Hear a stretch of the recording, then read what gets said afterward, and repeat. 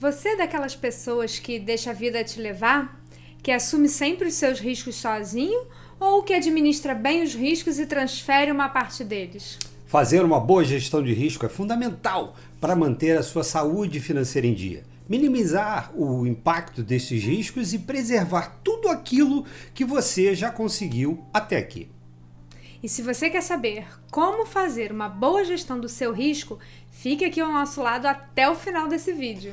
Porque nós vamos te dar algumas informações importantes para você considerar na hora de administrar o seu risco corretamente e ter um planejamento financeiro mais seguro.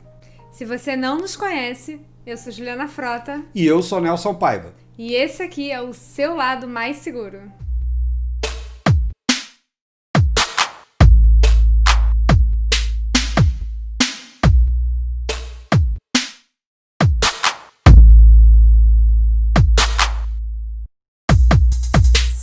Tecnicamente, risco é algo incerto, que pode ou não acontecer no futuro.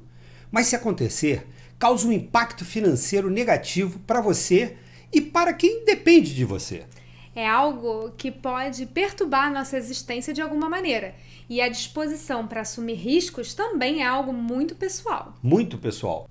Afinal, cada um tem uma capacidade financeira que permite assumir mais ou menos risco. Da mesma maneira, permite contratar mais ou menos proteções.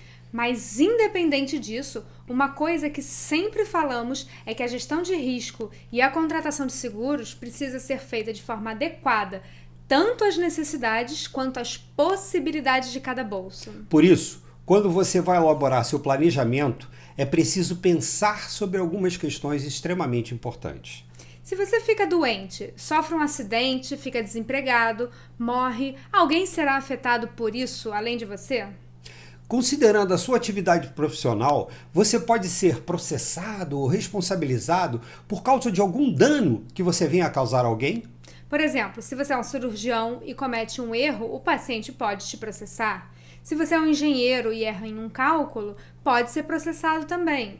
Ao fazer essas reflexões sobre sua vida, sua composição familiar, carreira, patrimônio, você identifica uma série de cenários que podem acontecer com você no futuro. Alguns cenários são positivos, outros negativos, porque ao longo da vida nós sempre teremos imprevistos no caminho.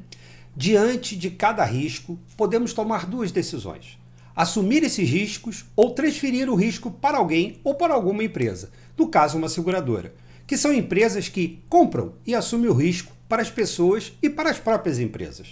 Assumir o risco é algo que fazemos de forma consciente ou inconsciente.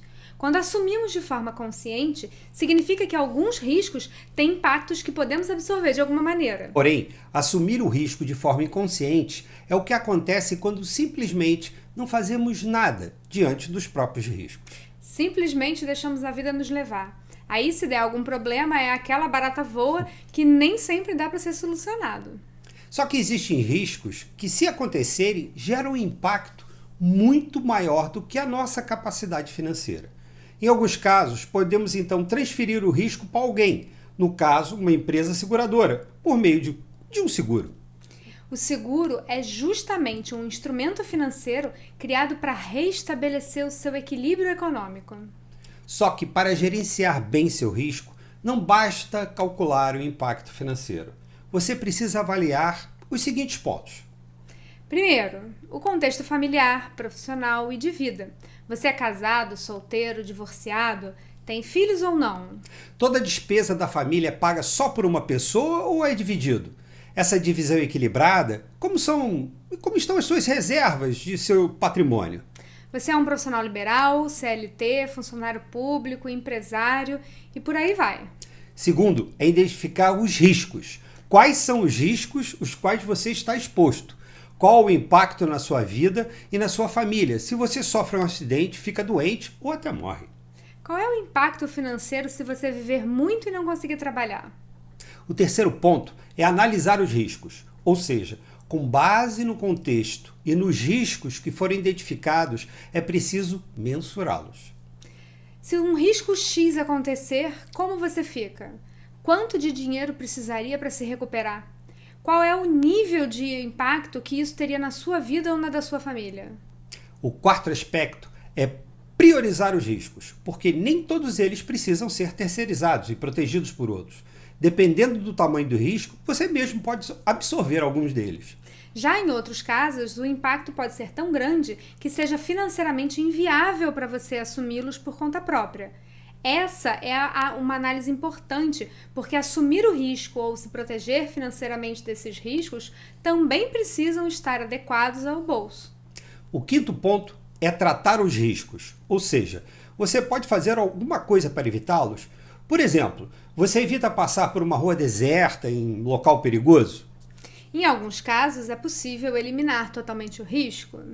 Nem sempre. Por exemplo, todos nós vamos morrer um dia. Isso é um risco, na verdade, que vai acontecer. Só não sabe quando, né? Só não sabe quando. É possível mitigar esses riscos, ou seja, diminuir o impacto deles? Alguns sim, outros não. E o sexto aspecto é monitorar e revisar constantemente. A vida é dinâmica e, com o tempo, o contexto muda, as necessidades também. Então, o gerenciamento de risco precisa acompanhar sempre o seu momento de vida. Afinal de contas, você passa a vida toda trabalhando, investindo seu dinheiro e construindo patrimônio. Se não se planejar de uma forma mais segura, corre o risco de alguma coisa acontecer de forma inevitável. E se você não estiver preparado, pode colocar tudo a perder. Ou seja, sem seguros e uma gestão de risco adequada, você assume o risco todo para você. E se algo acontecer, pode ser muito mais difícil ou até impossível compensar uma perda no futuro. Faz sentido para você? Se tiver alguma dúvida, escreve aqui pra gente que esclarecemos tudo com o maior prazer.